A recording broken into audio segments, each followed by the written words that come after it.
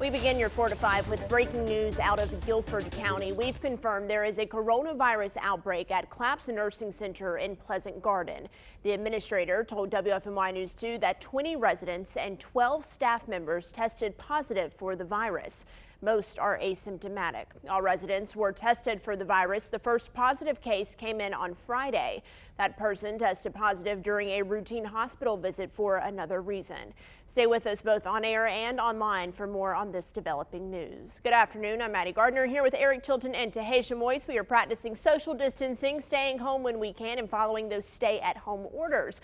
Remember, this is an interactive news show. We are live streaming on our Facebook page. Join our conversation and use our hashtag 4 to 5.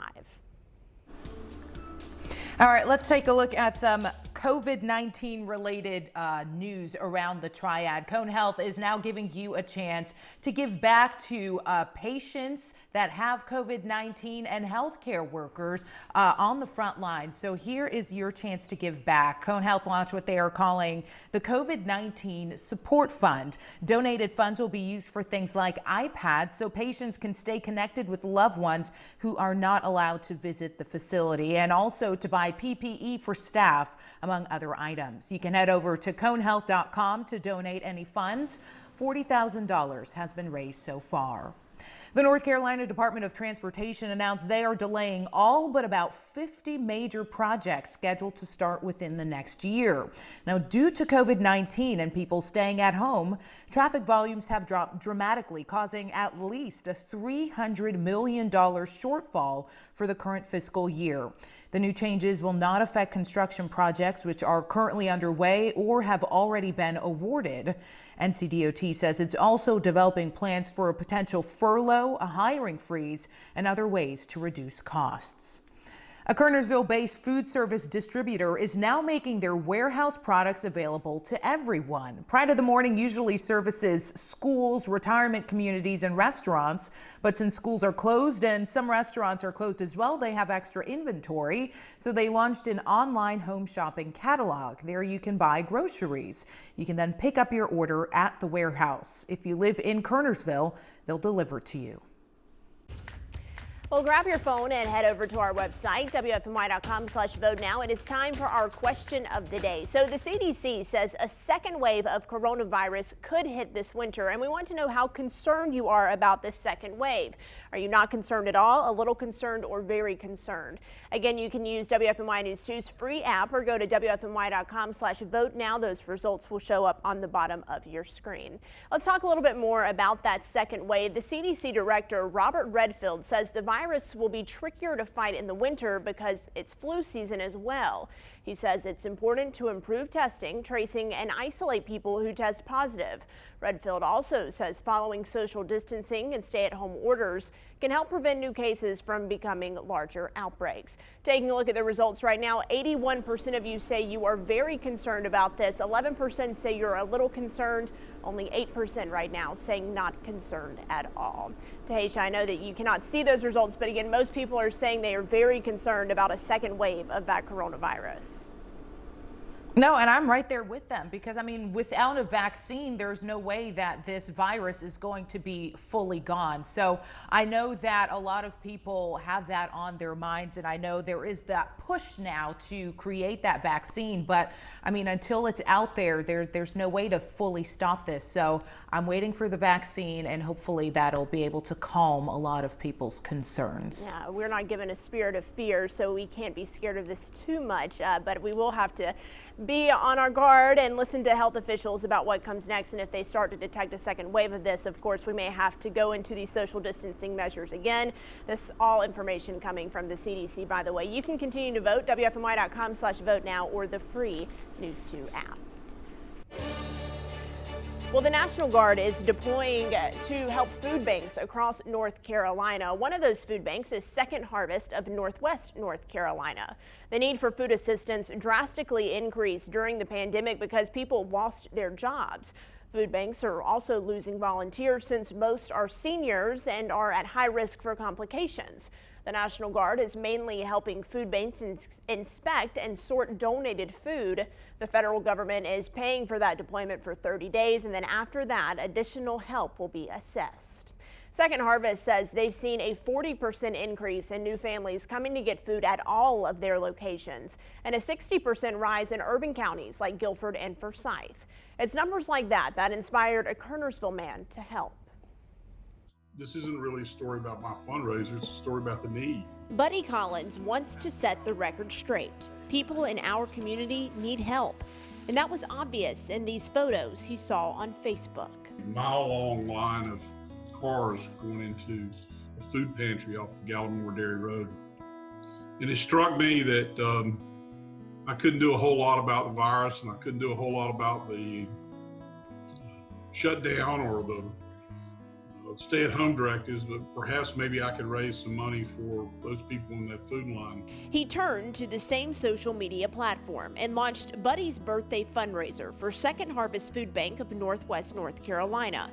His goal to raise $1,000. $1,000 was a reach for me, I thought, and when I raised it the first day, I was pretty impressed. But the number ticked higher and higher. After going 6 straight days of raising $1,000 a day, I recognized that there was something going on there. 2 weeks and $14,450 later, Buddy's friends on Facebook raised enough money to feed 1,000 families. They're short on money, they're short on food, and I would hate to think that someone in our community would go without a meal because people didn't know about it. Because even when you feel like you can't do much, I think everybody recognized that giving a little bit helps a lot.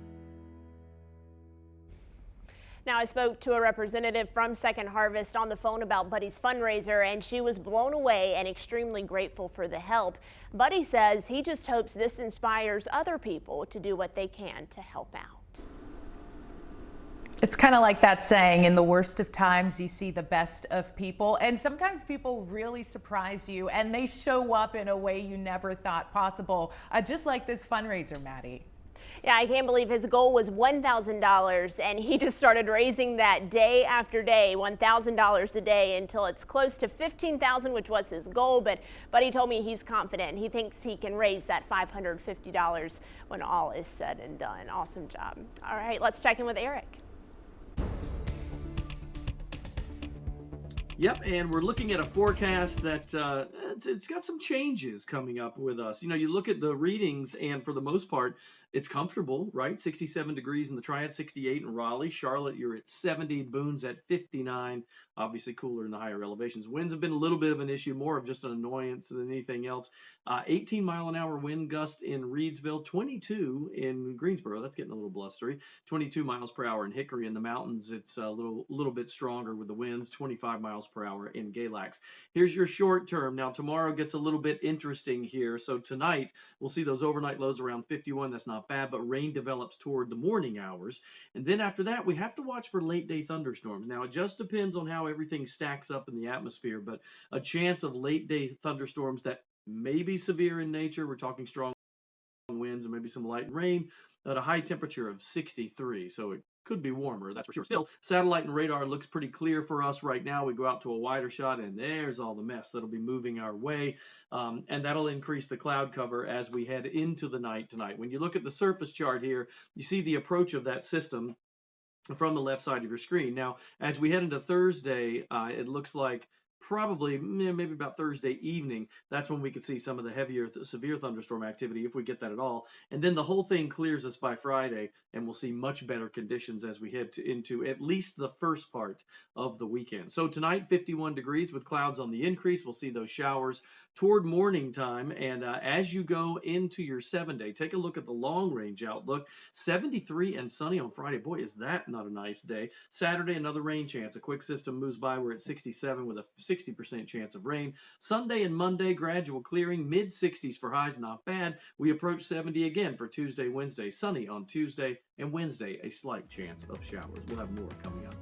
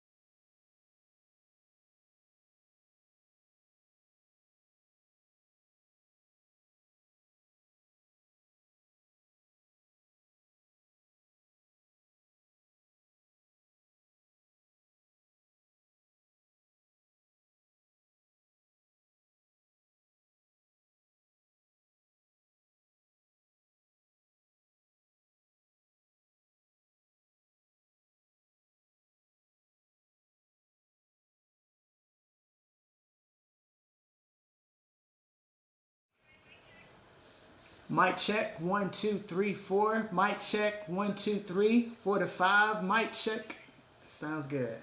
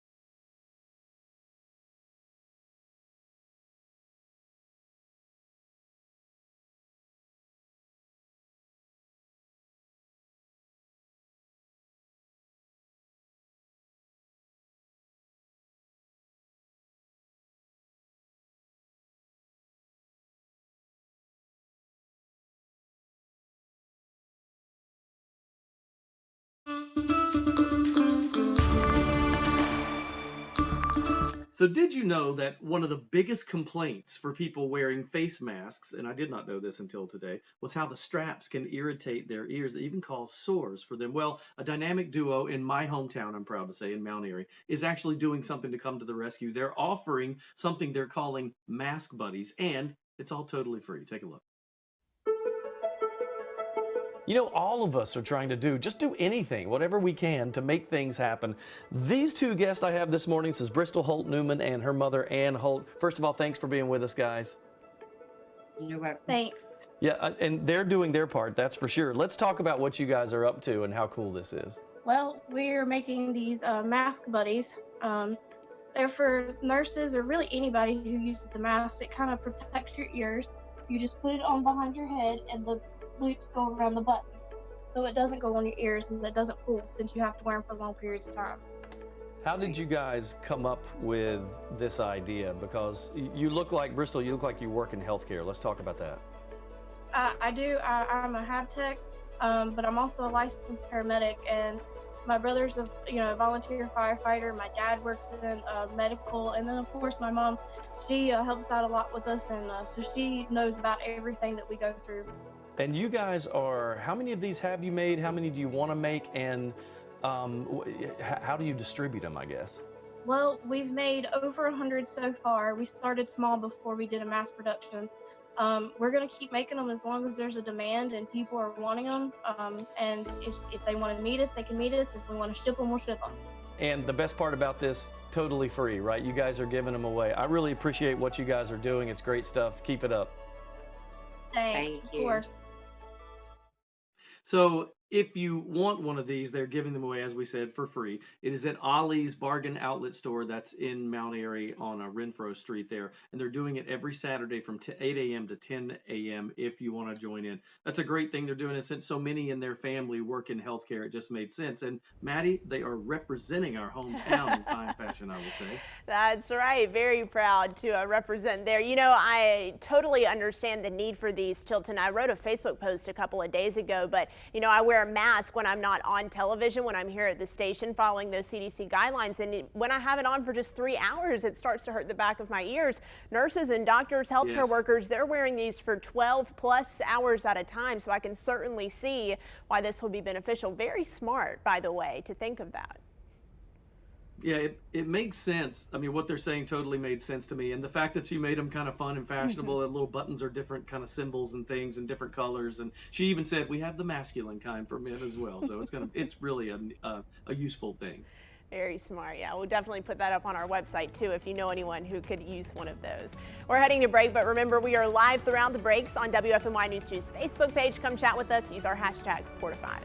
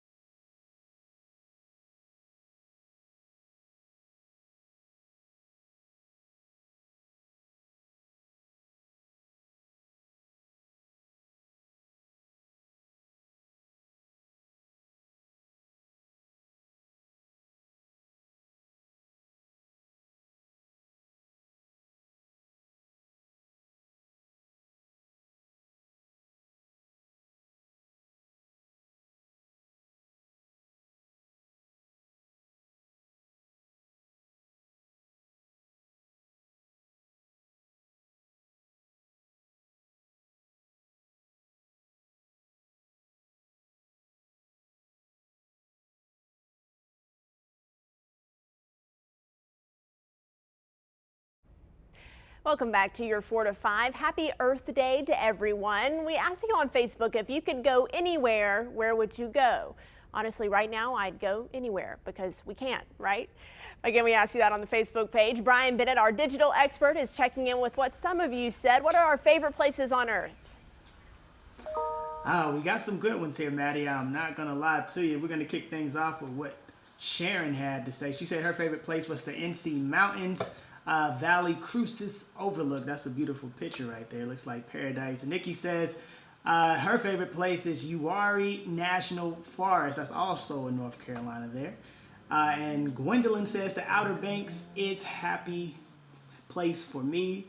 And lastly, this is a beautiful picture. This is from Maui. This is in obviously in Hawaii.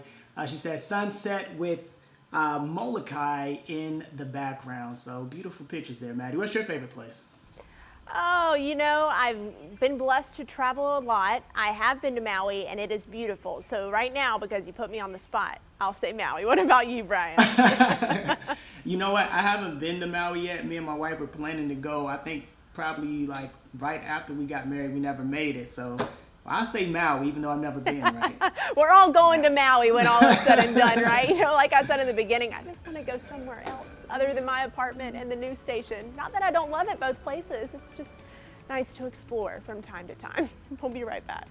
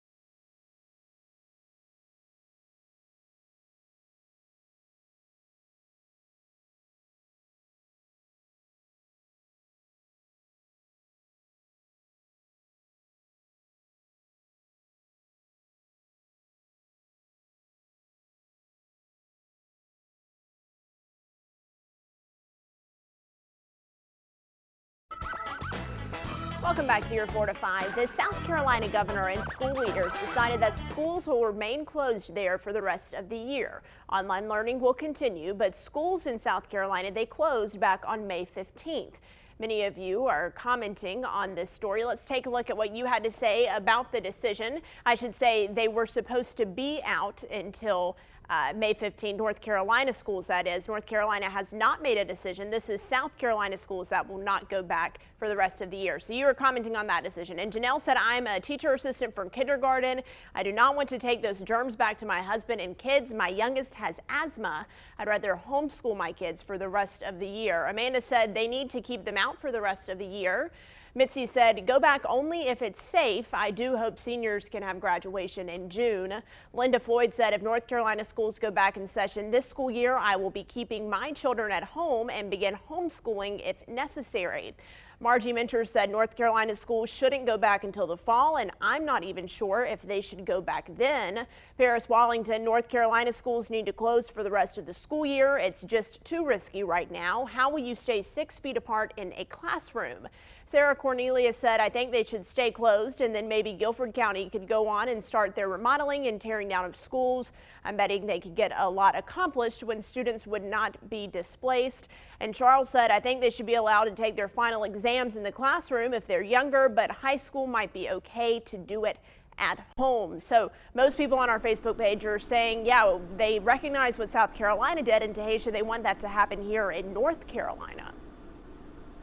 Yeah, the one thing that I am worried about with all of this coronavirus, you know, there are some kids that don't have reliable access to internet, and you know, throughout this coronavirus time, I fear that there have been some students who have gotten behind, and then when they do go back in May, there's going to be kind of a disconnect between them and the other students. So that's one of the things that I'm worried about, not even putting aside the social distancing and how you're able to keep germs apart from each other. I'm really just worried about the students' education at this point, and it being as strong as it could be. Yeah, again, this is not a decision for North Carolina. There was a bit of confusion there. This is South Carolina. But Taheshah, as you mentioned, you know, kids might feel that disconnect right now. I want to applaud all of the teachers, all of the educators, everyone in school administration who really has tried to make that transition pretty easy for students and for parents to get those online classes launched. I have a couple of friends who work in the school system, and they're just trying their best to connect with these kids and to reach out and to really try to make it a classroom experience, even though they are at home. So teachers, thank you so much for all that you are doing for students at this time. And we'll have to see. The governor has not said what they're going to do about schools just yet. Yep. So yes, and congratulations to parents too, because that is difficult to homeschool. If you don't have little ones, then you don't know what you're missing, because it is difficult. Hey, let's look at some temperatures right now. 67 in Greensboro. We have 70 degrees in High Point, 67 in Winston-Salem. Comfortable, right? No argument there. The forecast, the planning forecast for tomorrow, that 51 will be the morning low, then 57 by midday. We do expect to see some showers the first half of the day, but the thing we're watching, will everything stack up in the atmosphere right that we would see late day thunderstorms, and will they be severe? Because there is that chance. The Storm Prediction Center is kind of putting us in an enhanced risk right now, a risk zone. Not so sure I agree with that level of risk. Tim Buckley and I were chatting about that earlier today through text, but still, it is something that we'll watch. That's kind of the way we'll put that for now. You can see the big system here on the radar as it moves in from the west for tomorrow. So just have an umbrella handy if you do have to go anywhere tomorrow. Late day storms, of course, will be a situation there. You can see that's Thursday evening at about 5:30. So that's when the heavier thunderstorms. A lot of this, I think, may pass south of the Piedmont, but that remains to be seen. We're right on the edge of that. So southern Piedmont, southern Davidson, Randolph, Montgomery, Chatham, Moore, Lee counties, all of that area, I would say watch out for some heavier thunderstorm activity, more so than the northern parts of the viewing area up toward Virginia. So as we're looking at our long range forecast here, a little bit of an up and down roller coaster with temperatures. 63 for tomorrow. That's not bad, but again, the late day thunderstorms, and it's about an 80% chance of seeing some sort of rain tomorrow. Friday, 73 with clearing. That's going to be a beautiful day. The weekend, Saturday, we have a 60% chance of showers, but notice the high at 67. Now, cool it down a little bit. Our average high is 72, so all of this across the board, except for Friday, is a little below normal for us. But 64 on Sunday, and the morning lows will be in the 40s for this weekend. The good news is we'll see clouds break apart on Sunday. By Monday, it's sunny and 64, and then 68 and sunshine by Tuesday. We're coming back.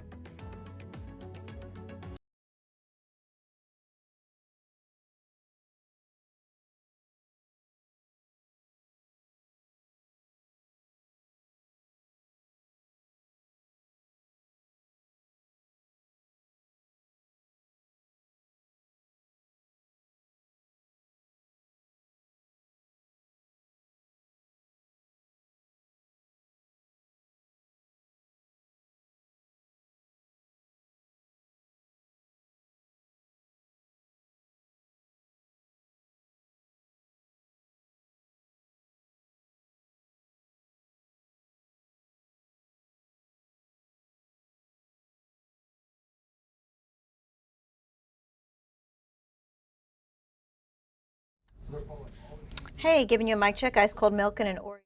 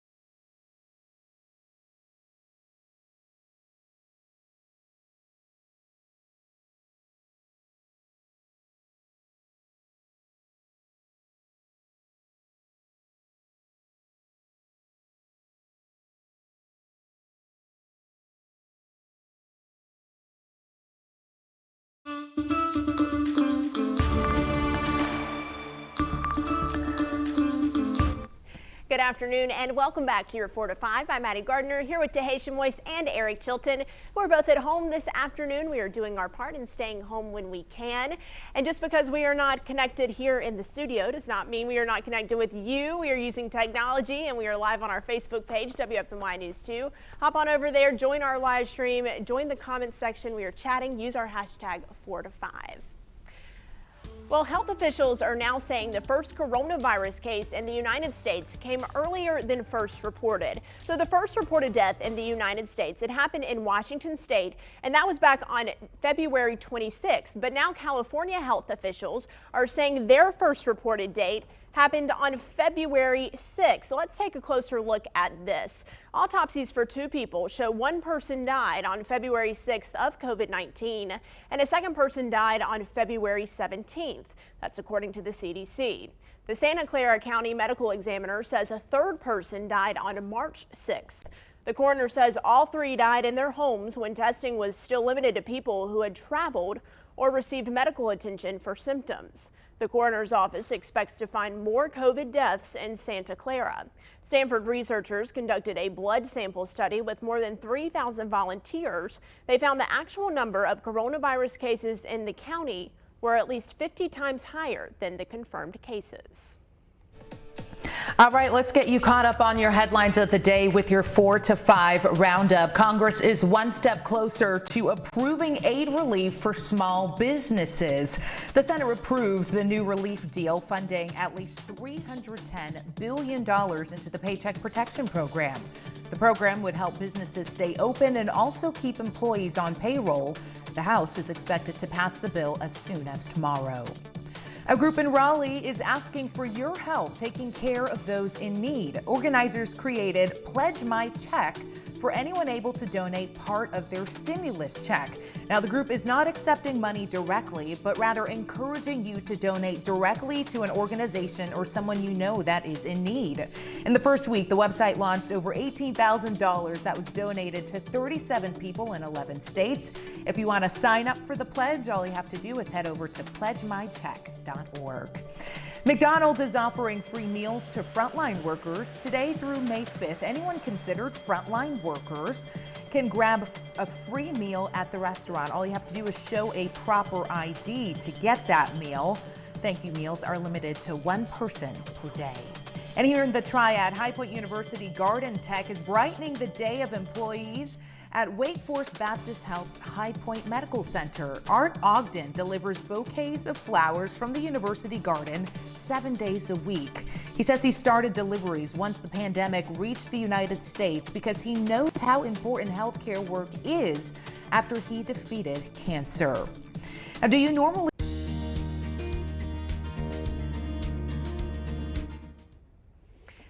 take your family camping over the summer, but you're not sure if you'll be able to? Greensboro Parks and Recreation is now offering virtual campout, and it's called the Great Greensboro Campout. It's on May 2nd, but the organization is offering online tips all next week. You can learn how to identify animals in your backyard, pitch a tent, or build a fire by watching online guides. Online guides on Greensboro Parks and Recreation's Facebook.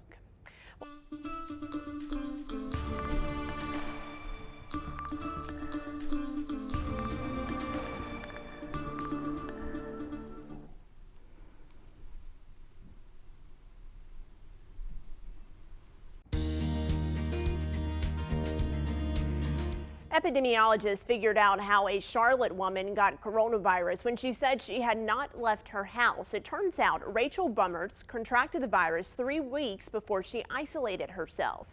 Brummert hadn't left her home since visiting a pharmacy on March 18th. Epidemiologists now say she contracted the virus from the keypad she touched at the pharmacy. She has an autoimmune disorder and isolated herself for her own safety. She even had her husband stay in a different part of their house. Brummert first thought she got the virus from grocery delivery, the person who dropped off the groceries at the doorstep. But again, epidemiologists say she got it from touching a keypad at a pharmacy.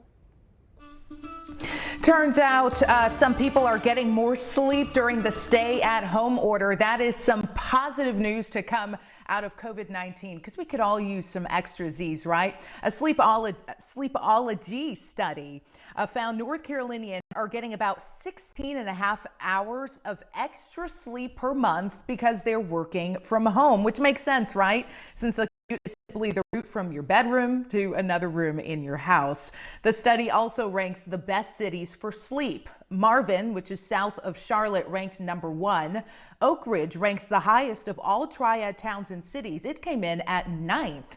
Greensboro ranked 87th, High Point 95th, and Winston-Salem 99th. So pretty low on that list. You know, I wanted to know from you at home if COVID-19 is affecting how you sleep. Do you get more sleep? Do you get less? I asked that on my Facebook page today. Let's get into some of your comments. Diane writes, less, but then again, I don't sleep well anyway. Jolie writes, I sleep at least 9 to 10 hours a night. Guess watching TV all day is more exhausting than I thought. What a life, Jolie, huh? Cheryl writes, nope. Stay up late and get up at the same time and have been having panic attacks and nightmares. My son, on the other hand, has been living his best life, sleeping till 10 every morning. Tanya writes, less. I have a hard time sleeping, always thinking about the future. And finally, Brittany writes, I'm getting lots more. Glad to hear that, Brittany. I feel like I should be getting more sleep because I don't have that commute. But now I feel like I'm using that as a time, or really an excuse, Maddie, really, to stay up later and wake up at the same time. So I can't win here. You know, Taheshah, I find it funny because I've never had a hard time sleeping. I always can just go to sleep whenever I'm tired and sleep through the entire night. But lately, as in during this pandemic, I've been waking up 2 or 3 times a night. And I don't know why. I don't feel like I'm stressed about anything per se, but I just can't stay asleep right now. So it's interesting that North Carolina is getting more sleep. Getting more sleep. And it was funny because I looked at all the lists that was on that study, and really there weren't really many triad cities on that list. It looked like a lot of people who got a lot of rest were towards the coast. I don't know if it's because they're by the water, it's calming, not sure. I'll just keep taking my low dose of melatonin and try to stay asleep as long as I can. Eric Chilton, are you getting any sleep? You know, I have never been a good sleeper. Even when I was little, I have just never been a good sleeper. But I think Taheshah's onto something, because for me, if I'm going to the beach, all is well. All is well at the beach, that's for sure. We're going to talk about our forecast real quick with some temperatures, and things are shifting a little bit for us between today and tomorrow. And actually, we talked about the beach. The beach might see some severe weather with a system moving by tomorrow. as might us, but our chances are, we're kind of on the edge of it here. 67 in the Triad right now. Elizabeth City, 66. Speaking of the coast, low 70s for Charleston and Wilmington right now. Here's your forecast planner. So on again, off again showers are possible as we head into tomorrow morning. Then that could change to some thunderstorms that could be anywhere from about 4 p.m., let's say, well into the night. Good 60 to 70% chance of seeing rain and possible thunderstorms, but whether they're severe or not remains to be seen. We'll be right here to keep you posted. The Verify team is tackling an environmental question in honor of Earth Day because we've reported to you that air traffic is down. Yeah, and many of us are staying at home. We're lowering the number of cars that are out there on the roads and whatnot. So has coronavirus impacted the environment? Let's verify. Just in time for Earth Day, the Verify team is answering a question about the environment. And it's all about this: the complete lack of cars on the roadways. And obviously, this isn't just happening in D.C. From the smog-free Los Angeles to empty streets in New York City. Just look at Bourbon Street in New Orleans. Usually party central, now it's empty. So let's verify. Has the coronavirus actually changed our environment? My name is Simon Evans. My name is Dr. Brian Duncan. My name is Peter DiCarlo. This group of experts is keyed into all the data. That's a huge drop. Dr. Brian Duncan is from NASA. He shared this remarkable before and after satellite picture of the Northeast, showing that nitrogen dioxide levels, an air pollutant, were down some 30% in March compared to normal. And we're seeing it in places like India, of course, in Europe and China. It's really astounding. But what about the big picture? Can we actually put a number on the drop of carbon emissions? It's actually really hard. Simon Evans, a UK-based climate journalist for Carbon Brief, tried to do just that. He spent weeks collecting data on oil projections, electricity demand, factory outputs, and formulated this estimate: an expected drop of 2,000 million metric tons of carbon emissions. That's a reduction of nearly 6% on the year. This is going to be the biggest reduction in annual carbon emissions ever recorded, by more than double. But we should remember, this is temporary. This isn't going to last forever. Peter DiCarlo from Johns Hopkins University says that's because carbon emissions can stay in the atmosphere for 100 years or more. We're going to bounce back. A few months, maybe even a year of reduced emissions is really a small change when you think about the lifetime of CO2. So we can verify there have been significant environmental changes, but when this is all over, we may jump right back to where we were. All right, I want to talk about escape rooms. If you've done one, you know you're locked inside a room with your friends and your family. Sound familiar? A Greensboro company is keeping the excitement of getting trapped in a room alive with a virtual experience. Breakout Games gives you a virtual tour guide who's inside of one of these escape rooms and virtually takes you inside. Co-owner Bryce Anderson says you're in charge of their escape. You will go on there and you will be met with a live game host who is physically in one of our escape rooms, and they will be the hands and feet guiding you through the experience as your friends and family still solve those clues, puzzles, safes, and locks. So if that is your thing, you can book a virtual escape on their website.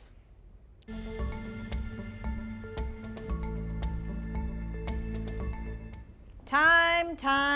Everyone is wanting a specific time on when their stimulus payment is coming. And I get it, especially for those who have lost their jobs, right? And they're counting on the money to pay bills. You want to know when it's coming. Yeah, every day more and more direct deposit payments are made into your bank account. But the question we're being flooded with is, when will those paper checks go out? Okay, right. So let's take a look at what we know right now anyway. The Washington Post got a hold of paperwork which gave a timeline of the check starting April the 24th and then stretching all the way through September. The Motley Fool put it into a list. The checks are sent out each week depending on your adjusted gross income. So the first checks go out to folks who make less than $10,000 a year. And this is because they have millions of checks to do, right? And they can only do 5 million checks a week. All right, I have the full timeline week by week, depending on your income, coming up tonight at 6 o'clock. You can see that when your check is going to come in. All right, we're also getting questions from folks about workplace safety, what happens when businesses reopen, what do employers have to do to keep you safe? Text your questions, 336-379-5775. We're also talking to an attorney about wills and power of attorney and estate planning. and why you need them at this point in time with this pandemic. It all starts at 5:30.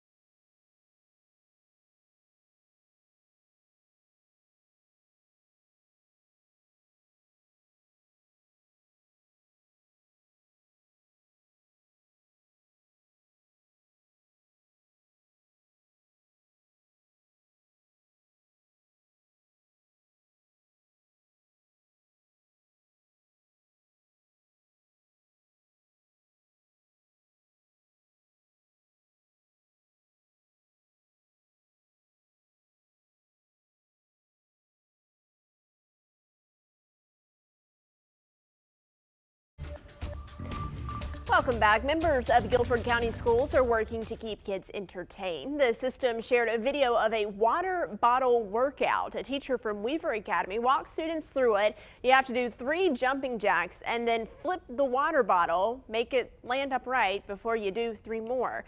So water bottle flipping is the trend among the kids. That's the oldest I've ever sounded in my entire life. You know, those youngsters and their bottle flipping.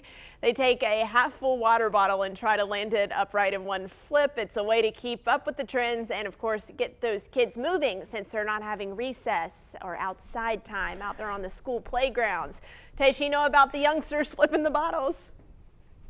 The young whippersnappers, as I would call them. I have, you know, I'm actually glad we showed the video because when I heard water bottle workout, I thought it literally was holding the water bottles in your hand and using them as weights, because I've seen a lot of that on Instagram. But I love this too. Make a game out of it. That way people will actually want to do it and it won't seem like work. Yeah, I would just be flipping the water bottle as many times as I could so I didn't have to do the jumping jacks though. I'm trying to get around the workout here. No, you got to do it. You got those arms, so you got to do the jumping jacks. Maintain the arms. Someone commented on our live stream and they noticed your arms, so kudos to you, Maddie. I need to check in on those comments, Taheshah. I was looking at a script earlier. All right, Eric Chilton, you know about the young whippersnappers because you have a lot of them. What are your kids doing? Yeah, all you got to do, Maddie, is just scream, "Get out of my yard." Then you're right in my class. So you're right there, right where you need to be. You know, part of the hard part of today and this time is keeping the kids busy, of course. But my littlest, my 7-year-old Drew, my only girl, she came up with her own way to stay busy today, and I was actually kind of proud of her. It was really funny. After she made a storefront sign, she said, "I'm going out to the driveway and I'm opening what she called Drew's Dresses and More." She went through her toys and her dresses. She got the ones she wanted to get rid of. She took them to her card table in the driveway, and she proceeded to have a sale. This is the second day of Drew's Dresses and More. She made $5 yesterday, hoping for more today. I think she's only made a couple bucks so far. But I have to tell you, Maddie, what it breaks your heart as a father. You see that little thing sitting out there waiting for customers and nobody's coming and all that. She came inside. She got her stuffed Peppa Pig that she had when she was little, and she was looking at it. And I saw her over in the corner. I don't think she noticed me. And I said, "What is it, sweetie?" She said, "Well, I may sell her." I said, "Really? Because it's a big, nice one." And she goes, "Yeah, but I told her, don't forget that no matter what, I'll always love you." I thought, oh no. Sweet Drew. Sweet Drew. Is that not the cutest? That's the cutest thing. What business savvy skills she has sitting out there with her sign or homemade writing, Drew's Dresses and More. And she finally said, she goes, I can't sell her. I said, "Okay, don't sell her then. Don't Peppa do it." is too valuable. Worth way more than a quarter. You're right. So true. So true. Let's take a look at our forecast. I want to show you the satellite and radar combination. You may have been noticing, Peppa's safe and sound. Nobody cry. That the clouds have started to build back in. That will be the case overnight tonight. I think we're going to see some intermittent here or there, kind of scattered spits of rain in the morning. By midday, you may see a shower or two here or there. The threat of severe weather is more in the late day period. That would be late afternoon, early evening. But it's still, we're on the edge. Southern counties, Southern Davidson, Randolph, Montgomery, Chatham, Moore, Lee counties, that area, more likely to see it than across the heart of the triad. But we, of course, will keep you posted with all that and let you know tomorrow afternoon. Of course, Tim will be along to keep us apprised of the latest in the forecast. Stay there.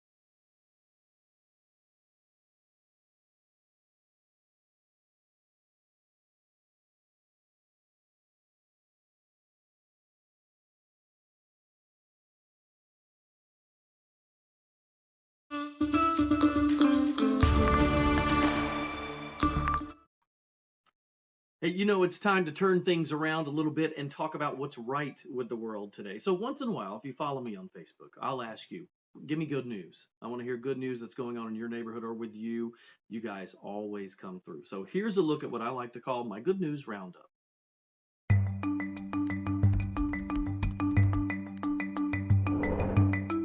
You know, some people, their good news is about them giving. I love this. Bonita says, I got my order for elastic that I'm using to make masks for my family and friends. Good for you, Bonita. James is awesome. James Thornberry says, this is me juggling, and he linked to a YouTube video that says, training to join the circus.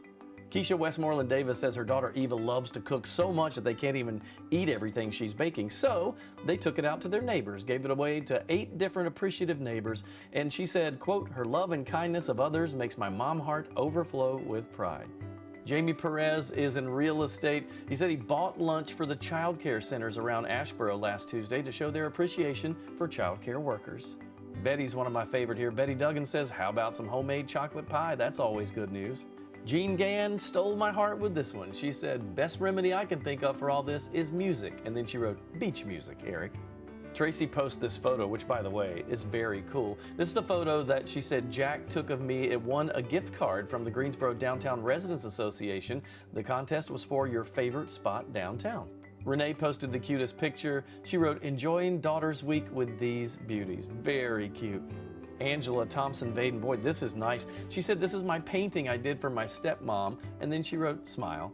All good things. Keep the good news coming. We need good news as we get through all of this together. Yeah, I want to thank everybody for commenting and watching my Facebook page. Keep watching it because we'll do more of that. And if you missed it, go back to my Facebook page. Last night we did a late night game show quizzing you on celebrities' real names. That was a ton of fun. That was a live game show we did. Very cool. All right, we're going to take a short break and we're coming right back with my 2 cents.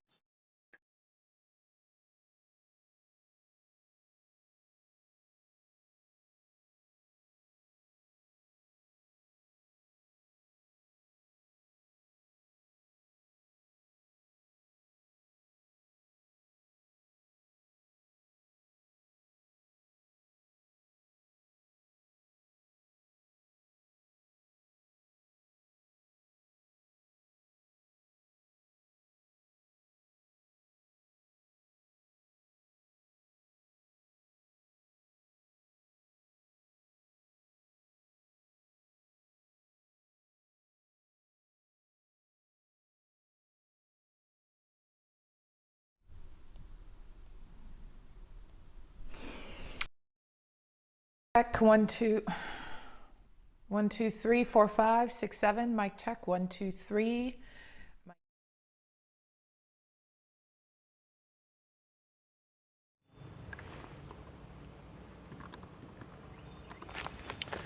Hello, mic check 1 2 3 4 5. The weather nicer right now than it will be tomorrow. That's your forecast. 1 2 3.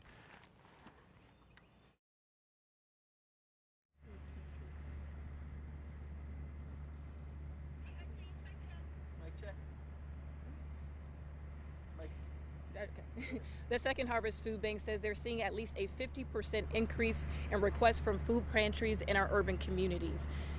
Meeting that need can be tough, so a group of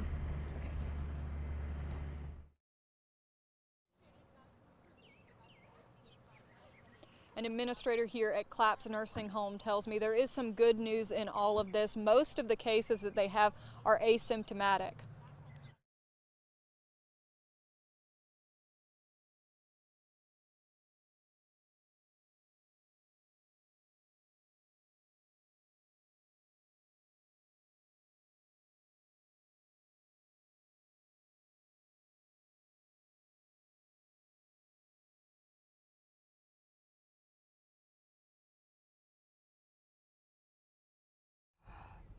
Hey, Maddie, mic check. 1 2 3 4 5 6 7 8 9 10. I'm starting it. Hello, ice cold milk and an Oreo cookie. They forever go together.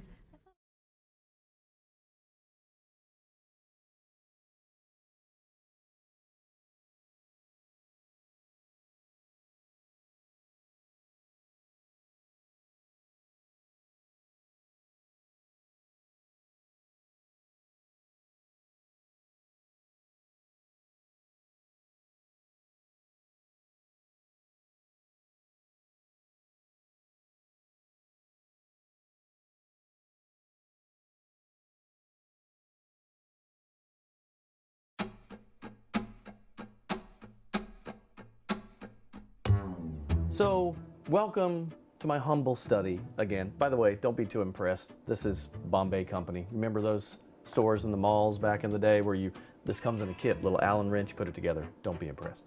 So, I'm sitting here at home and they told me, and said, you got to come up with my 2 cents today. And I thought, and the coronavirus, but so I don't even want to say it. And I said, that's going to be my 2 cents. This will be anything but you know what. Anything. A minute and 30 seconds of a break. Anything but you know what. So what can we talk about? Talk about the weather. That's always there, never changes, before or after. You know what. We can talk about technology and how cool it is that I'm actually here in my house and I can push a button and look at that and push a button. How cool is that? You can talk about your kids, right? If you don't have kids, talk about your pets. If you don't have pets, talk about your friends. If you don't have friends, there are numbers to call for help. You know, anything. Kidding. But you know what? Am I going crazy in quarantine? Mm-hmm, a little bit. Just a little bit. Jim Gaffigan, who I love dearly, he did a whole thing on going crazy during the you know what. He's on CBS Sunday Morning, and I think he's absolutely hilarious. And he said, we're all in the same boat, right? But by not talking about you know what, sort of still talking about you know what. It never ends. But this does, because it's been a minute and 30 seconds plus. That's just my 2 cents. I hope you enjoyed the break. And that's your 4 to 5. WFMY News 2 at 5 starts right now.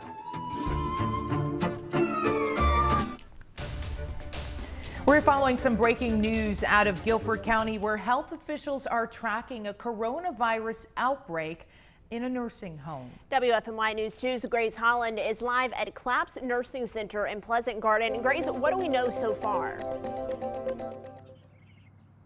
Well, an administrator tells me there is some good news here, a little bit of a silver lining. Many of these cases here at the Claps Nursing Home are asymptomatic, so they're not showing any symptoms right now. Here's a little bit more of what we know about this so far as we're continuing to learn.